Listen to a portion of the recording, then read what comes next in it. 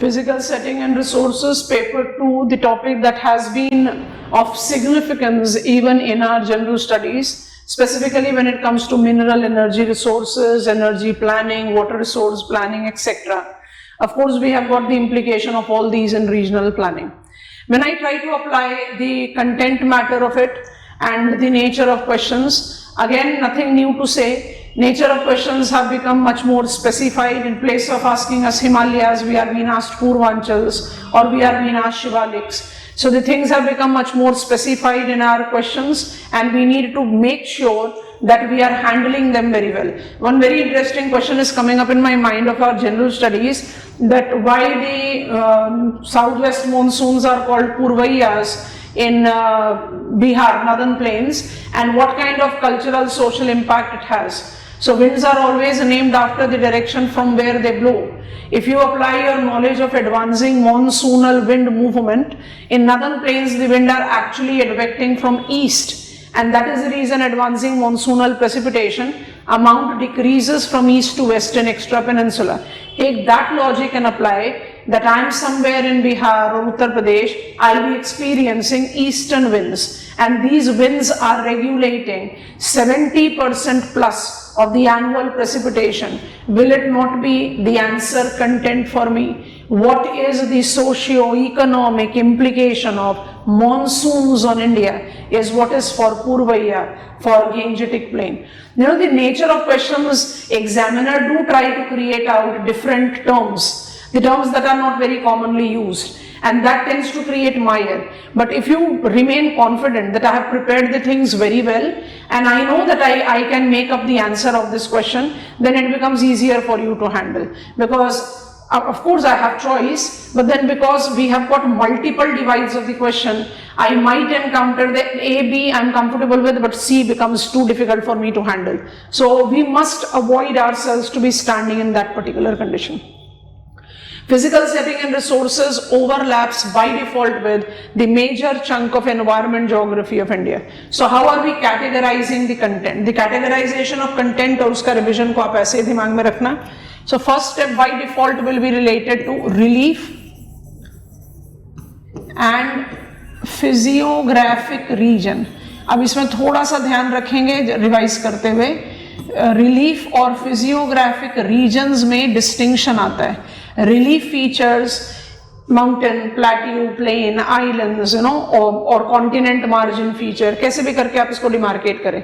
Physiographic regions will be comprised of a dominating relief and multiple other relief.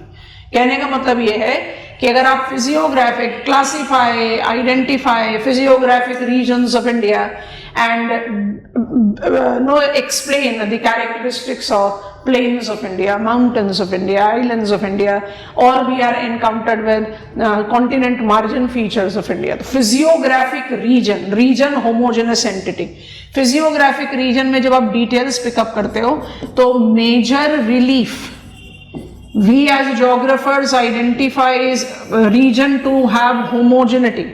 So major relief आपको physiographic region देगा. Mountain region of India, mountainous physiographic regions of India.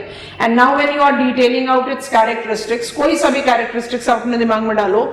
When I say it is Himadri and I say it is Himachal and I say it is Shivalik, तो क्या आप हिमाचल के context में बुगियाल्स और पयार्स नहीं लेते हैं, या आप दून्स और दुआर्स नहीं लेते हैं? तो दून्स, दुआर्स, बुगियाल्स, पयार्स तो प्लेन्स हैं. तो physiographic regions are comprised of multiple relief, और रिलीफ फीचर्स में आपको एक दूसरे फिजियोग्राफिक रीजन्स में इंक्लूड करना पड़ेगा. जैसे आपसे क्वेश्चन पूछा गया, bring out the characteristics of plains as relief feature of India. आप सोच कर देखो, श्रिंक कर रहे हैं. आपसे क्वेश्चन पूछा गया प्लेन्स एज रिलीफ. सो हमारे दिमाग में फटाफट से क्या आता है, क्योंकि हम ऐसे ही तैयारी करते हैं. Plains of India is northern plains of India, coastal plains of India and their subcategories. Northern plains incorporate Gangetic plain and of course Brahmaputra plain. And coastal plain have got eastern and western coastal plain with subdivide, like we have got Utkal plains here, we have got northern Sircars here, we have got Coromandel plains here, सबका अपना अपना characteristics है, हर individual, almost every average answer I think student will write it. Western में pickup करें तो गुजरात है, I don't want to सब divide it here, so Gujarat लिख देते हैं, कोंकण है, मालाबार है, ये हो गया मेरा एवरेज आंसर। अब उसके सब डिविजन्स आप इजीली अप्लाई कर सकते हैं, जैसे गुजरात में कच्छ प्लेन्स भी है, सौराष्ट्र प्लेन्स भी है, you can take that. Question, plains of India, am I complete with my answer if I don't give recognition to high altitudinal plains? क्योंकि ट्रांसगेंजेटिक प्लेन तो मुझे स्कोप दे देता है एरिड प्लेन्स को इंक्लूड करने के लिए, मरुस्थली, और गुजरात प्लेन्स मुझे दे देता है arid areas, salt marches, run को इंक्लूड करने के लिए, तो ये तो बाय डिफॉल्ट इंक्लूड हो गए। पर क्या मेरे पास अक्साई चिन्ह नहीं है? अभी थोड़ी देर पहले एक क्रूड सा डायग्राम बनाया, क्या मेरे पास दून्स दुआर्स नहीं है? क्या मेरे पास बुगियाल्स पयार्स नहीं है? बिल्कुल है, तो प्लेन तो वो भी है। I hope you are understanding. Physiographic region is plateau, peninsular plateau. Peninsular plateau denotes South Indian shield. जब आप उस फिजियोग्राफिक यूनिट के बारे में लिख रहे हो तो आप प्लाटियो को डोमिनेंस देते हो, बट क्या आप उसमें सदर्न हिल्स को इंक्लूड नहीं करते? तो बिल्कुल उसी तरह से अगर आपसे hills and mountains of India पूछेगा तो आप अरावली को कैसे छोड़ दोगे? अगर आपने सिर्फ नदर्न माउंटेन वॉल के बारे में लिखा तो आपका आंसर तो इनकम्प्लीट हो गया। So be very cautious with these two terms which are there in our syllabus. Even in the class curriculum, I very strongly emphasize relief और physiographic region overlap जरूर करते हैं एक दूसरे से, लेकिन उनका content building will be determined by what exactly is the key term in your question paper. इसको ध्यान में रखोगे तो बहुत आराम से समझ में आएगा। हमने कैटेगरीज रिमार्केट आउट कर दी है, ये सारे कैटेगरीज पर क्वेश्चन बनने की संभावना होती है। तो कौन कौन से कैटेगरीज को अपने दिमाग में रखना है? प्लेन्स का लिस्ट बना दिया तो नहीं बना रहे दोबारा से। Trans Himalayas by default is Karakoram, Ladakh and Zanskar, but if examiner tries to play trick and gives you only Karakoram, आप आराम से लद्दाख एंड जस्कर को इंक्लूड करके अपना कंटेंट बिल्ड कर सकते हैं। ट्रू हिमालयाज को आप हमेशा डिवाइड आउट करते हो into 2-3 categories, Himadri, Himachal and Shivalik. Himadri, Himachal, Shivalik individually सबके characteristics, what are their geological formation, अच्छा ये चीज को बहुत ध्यान से ऐड कर देते हैं, इनकी फिजियोग्राफी, इनका रिलीफ, इनका स्ट्रक्चर, ये तो आप डिराइव आउट कर रहे हो बिल्कुल directly from your content matter of physiography and relief. पर कंटेंट बिल्डिंग में हो सकता है that you might require to add on what kind of biomes they correlate with, what is the characteristics of biome that they justify, what is the nature of habitat or habitation that they provide, what kind of resources, because जैसे आप structure की बात करते हैं economic geology comes into reference। देखो जब हम study कर रहे होते हैं, when we are preparing a topic, then we prepare it more into individual blocks. Reason बहुत logical है, I want to comprehend each topic in all the elaborate details as possible. पर जब आप आंसर बिल्डिंग के बारे में बात कर रहे हो, it is very important for you to take overlaps. यही वाला लॉजिक सबके साथ, प्लेन्स के साथ, प्लेट्यूज के साथ। Be are aware of the fact that in economic geological context सबसे मेजर वैल्यू मुझे प्लेट्यू के साथ मिलता है। तो जियोलॉजिकल कंस्ट्रक्ट, जहां पर जैसे आपने स्ट्रक्चर एंड इकोनॉमिक जियोलॉजी किया, यहां पर आप एड ऑन करो ना कौन सा geological structure, Dravidian system, Haimanta series, that is how you make it as geography. अगर आपसे यही क्वेश्चन पूछा जाए जीएस में, mineral resource potentialities in Himalayas, आप लिखो चाहे मत लिखो that it is Dravidian system और हाइमंता सीरीज, बट ऑप्शनल में लिखोगे तो इट विल एड वैल्यू। यहीं पर एक बहुत थिन सी बाउंड्री लाइन है between your optional answer and your general studies answer. So content building के लिए आप इस तरह का इंटरप्रिटेशन ले सकते हैं। अगर आपके क्वेश्चन में स्कोप दिखता है तो आप उसमें ह्यूमन एलिमेंट को भी ऐड कर सकते हो। Normally in physical setting we avoid talking about humans कि भाई किस तरह का सेटलमेंट है या किस तरह का इकोनॉमिक एक्टिविटी है, that is avoided until unless it is asked. तो आप इस तरह से इसको बिल्ट आउट करें। हिमालयाज में जब आपने शिवालिक का बैन, ऑफ कोर्स पूर्वांचल भी लिख देते हैं, पूर्वांचल के कॉन्स्टिट्यूएंट क्या क्या है, अभी आपके पास न्यूज़पेपर में इंफॉर्मेशन आया है, north eastern region are extremely rich in resource potential, and that is the reason union government is now looking in for the probability and potentialities of its exploration and exploitation. ठीक है, तो north eastern region geological structure में किन किन के साथ associate करेगा? अगर आप Purvanchal as young fold mountain को लेंगे, आप इसको द्रविडियन के साथ एसोसिएट कर सकते हो, but northeastern region is also far eastern upland which is continuation of Dharwad construct. आपका जो सिंहभूम क्रेटोन है, मालदा गैप के बाद उसी का ही तो एक्सटेंशन है, तो वो तो धारवाड़ भी आ गया। You have got presence of coal fields है, तो गोंडवाना भी आ गया।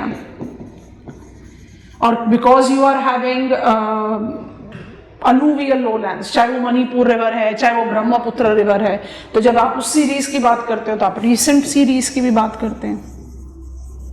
बना content. You have to be confident of the fact that you are done with every content matter desired and now you are required to just interweave it.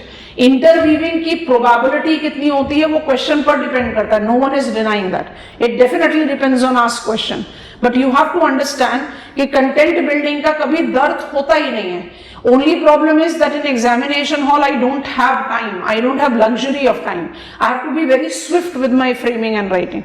इसलिए जब आप अब फाइनल रिविजन के साइकिल पर हो, please try to take these pointers to your stride. तो जो आपका टॉपिक हो गया फिजियोग्राफिक रीजन्स एंड रिलीफ, इसके बारे में हमने सफिशिएंटली बात किया। अब हम अगर इसी के कंटिन्यूएशन में एक बार स्ट्रक्चर को पिकअप कर लेते हैं, तो हम हमको हमेशा यही एडवाइस देंगे कि आप स्ट्रक्चर को एसोसिएट करो with relief end of course geological formation, क्योंकि ज्योग्राफी में कोई भी आंसर अपने आप इनकम्प्लीट है अगर हम उसको लोकेशन नहीं देते। लोकेशन देने पर ही आपका आंसर ज्योग्राफिकल होता है। तो कोई भी रिलीफ स्ट्रक्चर है, जियोलॉजिकल स्ट्रक्चर ऑफ इंडिया कहता है आर्चियन सिस्टम, पुराना system, Dravidian system and Aryan system.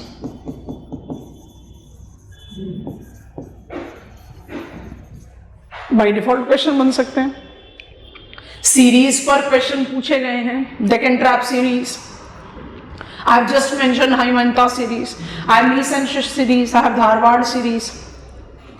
जब आप इसको एक जियोलॉजिकल फॉर्मेशन को रिलीफ के साथ एसोसिएट करके इकोनॉमिक जियोलॉजी के साथ रिलेट आउट करते हो, आप सारे resources, mineral resources including critical minerals, we know that India is not very rich with critical minerals, but critical minerals policy framework, minerals and metals development act, इन सब के बारे में आपको जानकारी होनी चाहिए।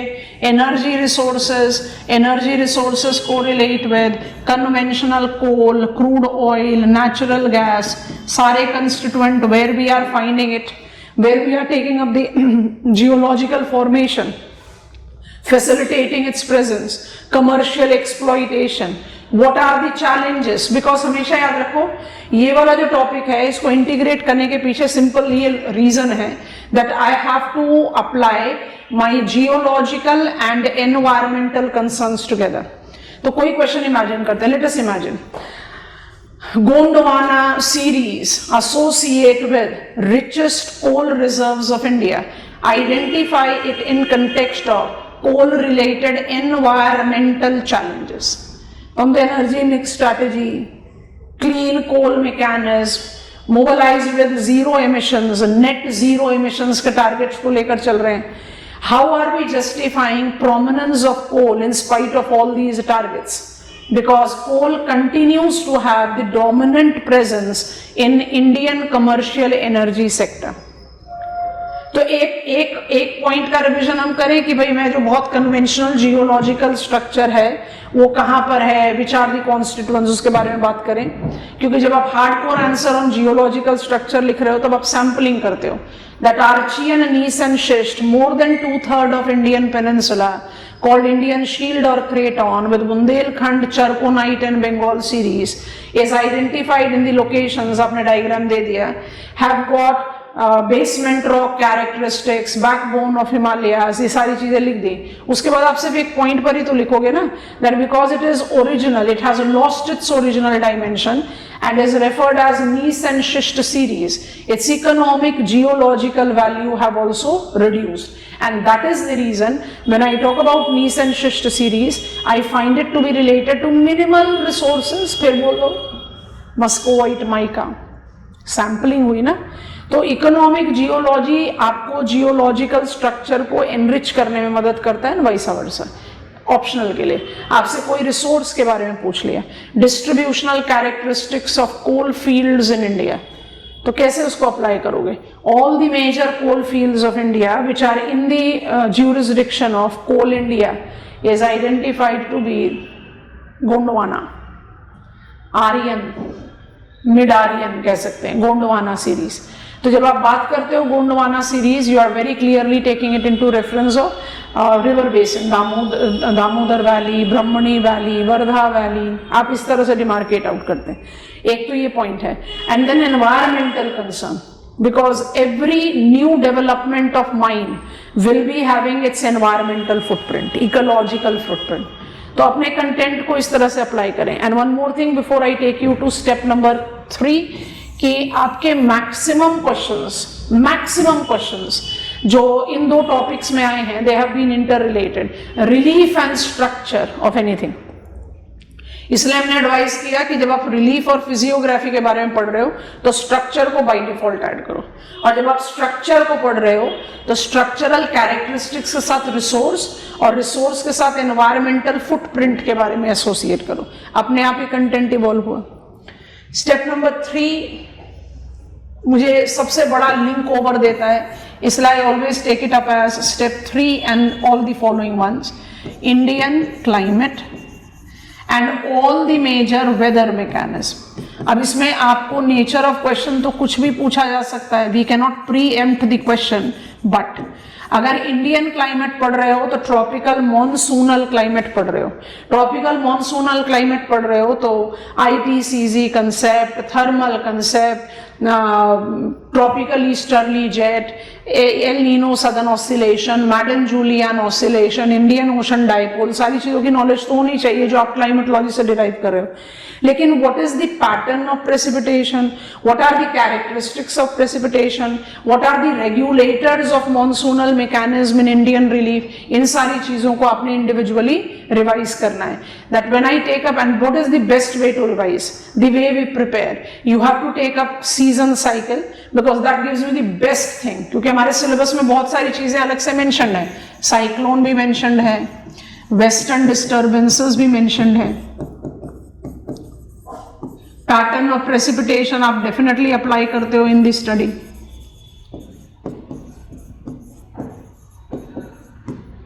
है ना? तो when you are taking up these characteristics, when you are talking about these elements of your weather, try to build up the information with each one of them. Western disturbances को हमेशा किसके साथ associate करना चाहिए? सब tropical westerly jet. कौन से season में सब tropical westerly jet elaborately effective रहता है? Winters, because it is the constituent of Hadley cell. Winters में इसकी वजह से क्या होता है? प्रेसिपिटेशन भी होता है और कोल्ड वेव कंडीशंस भी एनहांस होती हैं। कोल्ड वेव कंडीशंस कैसे एनहांस होंगी? Cloud cover, incoming solar radiation will be reflected back, net attainment of insulation will be reduced, है ना? ऐसे करके। पर जो चीज सबसे ज्यादा इंपॉर्टेंट है जिसको आपने एसोसिएट, और ये this is what we call syllabus का कॉम्प्रिहेंशन। आपसे पूछा western disturbances and weather effectivity, आपने समझना है कि western disturbances are generated by upper air advective movement which is geostrophic. तो जब समर्स में मॉडिफाइड हेडले सेल है and because of land water temperature pressure difference वो headley cell slightly weak या slightly से intensify हो जाए, it by default will be influencing the position and effectivity of subtropical westerly jet. So summers में भी subtropical westerly jet का effect आएगा, और summers में किस चीज से आएगा? एक तो dry spell से associate करेगा ये, जब headley cell weak हुआ तो modified headley cell weak हो गया, that is north south alignment, then automatically will be having on the implication of that planetary circulation. और जब dry spells होंगे तो definitely you can create out heat wave conditions.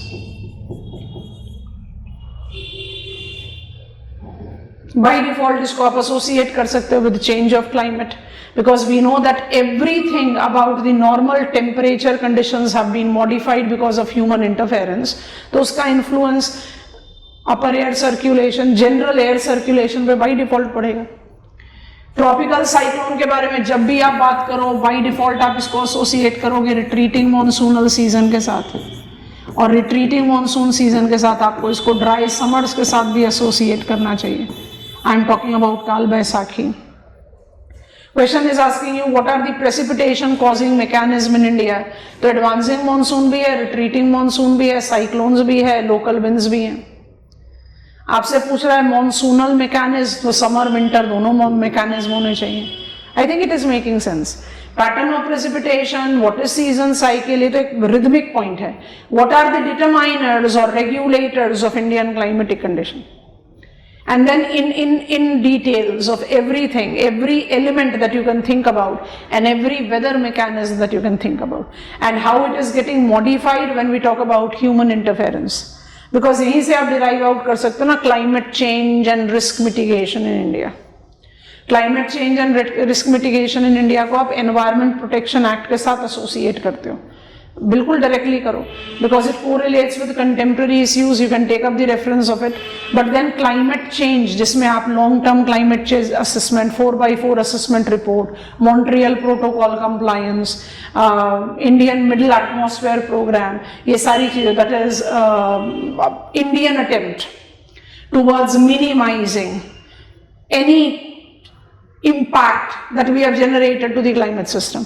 UNFCCC's participation with biennial update report, ये सारी चीजें इसी के साथ रिलेट आउट करने में समझदारी है रिविजन में.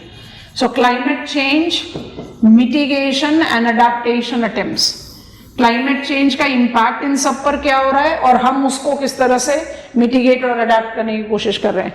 Maximum of it will come from environment protection act 1986, maximum of it, जिसमें आप INCCA को भी लेंगे और NAPCC को भी लेंगे, क्योंकि of course they overlap with multiple other topics of our syllabus, but यहाँ पर इसको associate करके revise करना मेरे ख्याल से सबसे strongest purview of study रहेगा. So this is how you should handle this critical topic of your syllabus, climate and change of the climate, with risk mitigation, adaptation, because everything that we have induced to climate system is irreversible as very clearly known. तो इस block पर आपने एक flagship law of ministry of environment, forest, climate change को भी handle किया. Climate से ही आप डिराइव आउट करते हो, पर्पसफुली लिख रहे हैं क्योंकि सिलेबस में ये सारे टर्म्स अवेलेबल मिलते हैं. So I am regulated of my habitat by prevailing climate, and habitat regulated by prevailing climate will give me the justification of my vegetation and my wildlife. Vegetation in India is categorized into 5 distinctive categories, and wildlife by default is that tropical deciduous diversity. वो बताने की क्या कोशिश कर रहे हैं?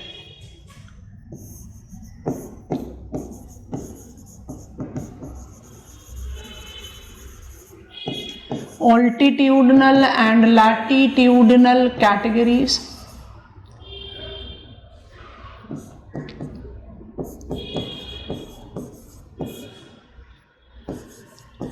Tropical, evergreen, deciduous and thorny.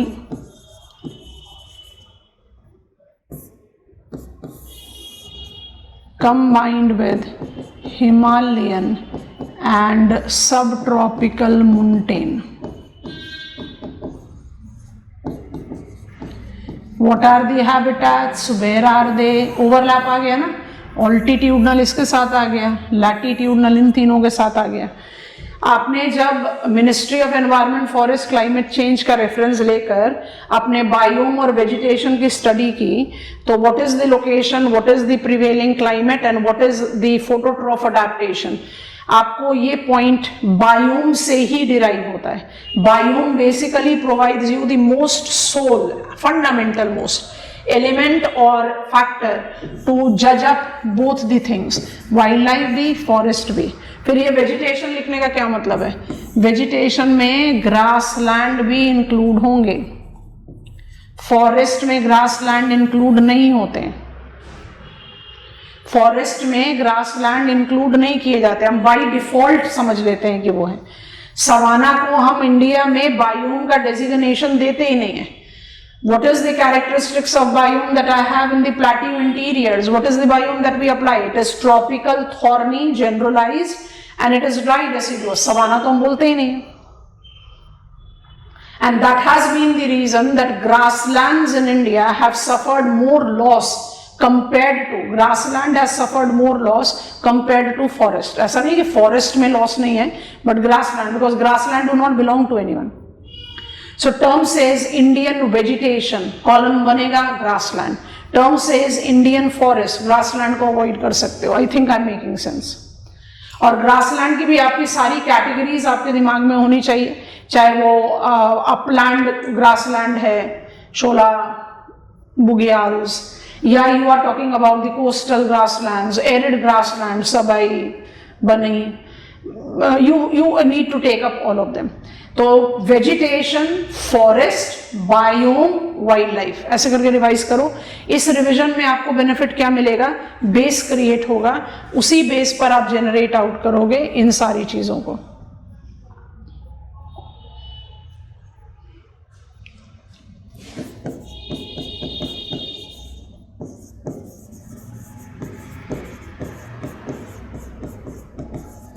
Bulk अपने आप में बहुत है, बट फिर भी मैनेजेबल हो जाता है।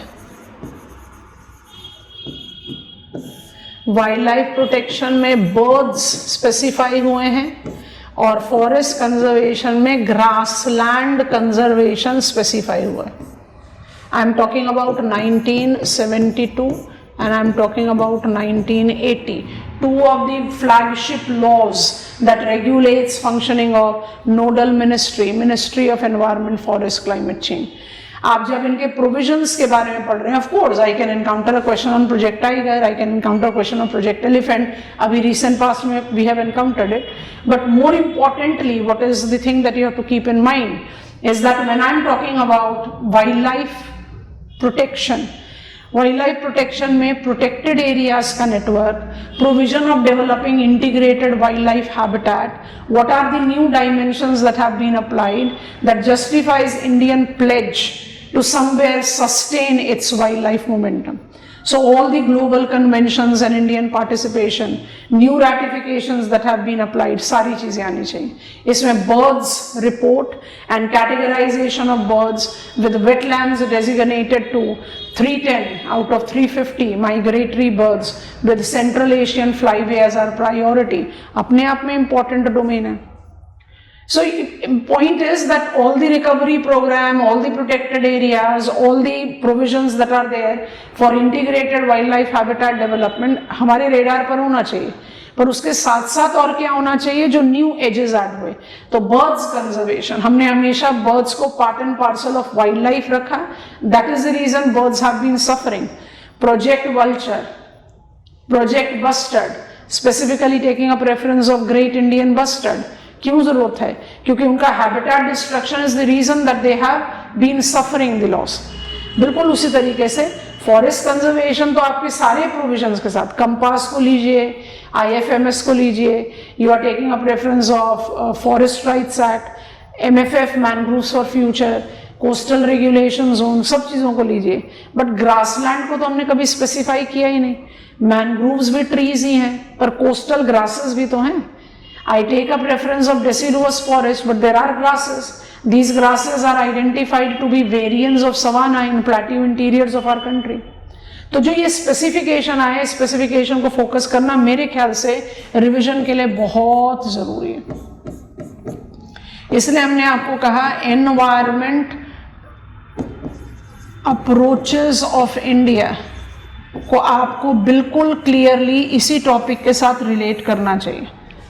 एवरी ग्लोबल कन्वेंशन जिसके साथ इंडिया का रिलेशन है, and it is precisely with all of them, and what India is doing under the domain of ministry of environment, forest, climate change.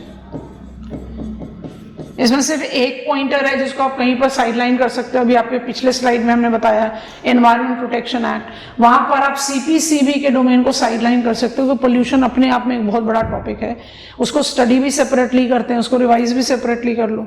But forest conservation with grassland, wild life protection with birds, इनका specification biome के साथ ही ले लो। इससे फायदा क्या होगा कि आप किसी एक बायोम के बारे में लिख रहे हैं तो you by default get the knowledge and you by default create updated content about the examples that you are citing, कि कौन कौन से examples आप लिख रहे हो। This is relief, physiography, structure with economic geology, जिसमें mineral energy resources के बारे में बात किया, and policy provisions for all of them, and climate with habitat. Habitat को आप topic number 4 बना सकते हो और 4 को आप associate करो with environment protection. So this is how we have taken it up. और जब आप वाटर के बारे में बात करते हो, I just take it as water resources, तो आप सरफेस रन ऑफ को सबसे पहले एसोसिएट करें और सरफेस रन ऑफ को आप रिलेट आउट करें सारे फिजियोग्राफिक या टिपिकल हार्डकोर फिजिकल ज्योग्राफी के कंटेक्स्ट में। अब हार्डकोर फिजिकल ज्योग्राफी के कंटेक्स्ट में कौन कौन से टर्म्स आ जाते हैं हमारे? ड्रेनेज पैटर्न भी आएगा, ड्रेनेज सिस्टम भी आएगा और ड्रेनेज बेसिन्स भी आएगा। Very important topic. इंडिविजुअली किसी भी पॉइंट पर आप क्वेश्चन एनकाउंटर करो, antecedent drainage, consequent drainage, trellis pattern, dendritic pattern, कुछ भी, drainage system of extra peninsula and peninsula, what are the characteristics of major drainage basin, identify it with example. Surface runoff by default makes up the most significant part of our physical geography and the most elementary part when it comes to water resource in India. India accounts for 4% of global fresh water and maximum of it is associated with surface runoff. क्योंकि India में ice caps तो बहुत कम है, हिमाद्री और trans Himalayas में, that to beyond the snow line. तो snow line का हाइट क्या है? 4500 मीटर्स। तो उस कंसिडरेशन में अगर आप जज आउट करो तो वी हैव गॉट मैक्सिमम है। तो वाटर रिसोर्स प्लानिंग या रिवर वाटर मैनेजमेंट, जिसमें इंटरलिंकेजेस ऑफ रिवर आप रीजनल ज्योग्राफी के साथ पिकअप कर सकते हो because you have got command area and watershed there, तो उसको भी हम छोड़ रहे हैं, लेकिन आप यहीं पर पिकअप कर सकते हैं बहुत आराम से योर वाटर रिसोर्स मैनेजमेंट। और मेरे ख्याल से उसको इस तरह से रिवाइज करना is more fruitful for the upcoming main किसी भी कंटेक्स्ट में। What are the conventional ways applied in India to harvest rainwater? What are the challenges that are associated with quality and quantity depletion of surface and groundwater? How do I justify command area and watershed? Integration of surface and groundwater. तो ये integration of surface and ground water ही तो हमारा national drinking water mission का constituent भी है। जब हम कहते हैं Jal Jeevan mission, extension of this drinking water mission, Jal Jeevan mission, या we talk about the Jal Shakti Abhiyan, it all correlates to ensuring affordable availability of water to every household. तो यहाँ पर आपको water resource management, because we have got disparity in distribution in time, distribution in space, तो बहुत मुश्किल हो जाता है to chart out, completely segregate out water resource planning जब आप वाटर रिसोर्स के बारे में आंसर लिखते हो। इसलिए हमने कहा जैसे ही आप ड्रेनेज वाटरशेड भी फिजिकल सेटिंग में लिखा है, बट वाटरशेड मैनेजमेंट में वाटरशेड को जज आउट करना ज्यादा आसान है। हम वाटरशेड को डिमार्केट करते हैं फिजिकल ज्योग्राफी में with more S water divide. तो जब आप रन ऑफ के बारे में बात कर रहे हो तो हार्डकोर फिजिकल ज्योग्राफी की रिवीजन लीजिए, जिसमें आपके पास हर पॉइंटर पर क्वेश्चन बन सकते हैं, इंडिविजुअल ड्रेनेज पैटर्न पर, ड्रेनेज सिस्टम्स पर, गेंजेटिक सिस्टम पर बन जाए, इंडस सिस्टम पर बन जाए, किसी में भी, and basins, major, medium and minor. यहां पर आपको क्या एडवाइस कर रहे हैं, water resource management in terms of quality, quantity, जो क्या चीज दे देगा, इनएविटेबल कंपल्शन दे देगा, especially when I am talking about quality, central pollution control board, क्योंकि सीपीसीबी ही तो मुझे बता रहा है what is the nature of water pollution that India is reeling under. तो जब आप सरफेस रन ऑफ या ग्राउंड वाटर या ice water which is very restrictive in India with standing, lentic habitat के बारे में बात करते हैं, you must take into reference quality management, जो हैबिटेट के लिए भी काम आएगा और वाटर रिसोर्स मैनेजमेंट के लिए भी काम आएगा। वाटर रिसोर्स में because we correlate not just with surface run off but also with rain water, तो change in the climate and related precipitation pattern alteration, what kind of impact we are likely to have on our water resource availability, are you getting it? ये जो इस तरह के जो pointers हैं ये आपको हेल्प करते हैं to justify how to built up the answer content. तो ये रिलेशन लेकर चलेंगे which will definitely help you out in picking up the content.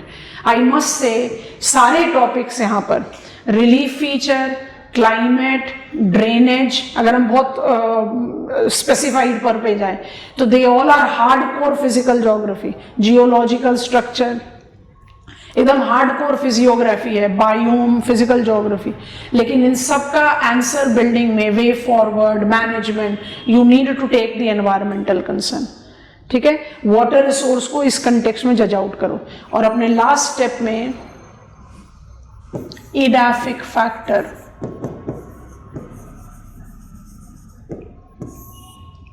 यही मुझे लिंक देगा टू गेट इनटू एग्रीकल्चर, जो हमारा नेक्स्ट ब्लॉक ऑफ डिस्कशन रहेगा। सॉइल में आप definitely types of Indian soil, जो ICAR का क्लासिफिकेशन है, we identify 8 different types of soil, their geological and geomorphic या ज्योग्राफिक भी बोल सकते हैं, कैरेक्टरिस्टिक्स को जस्टिफाई करें, जिसमें आप रेड, ब्लैक और अलूवियल को प्रोमिनेंट कैटेगरीज में डिवाइड करते हो। These are structural soil. इनकी जो सब कैटेगरीज हैं, चाहे वो रेड येलो है या रेड ब्राउन है, इनकी सब कैटेगरीज, चाहे वो भाबर है, भांगर है, खादर,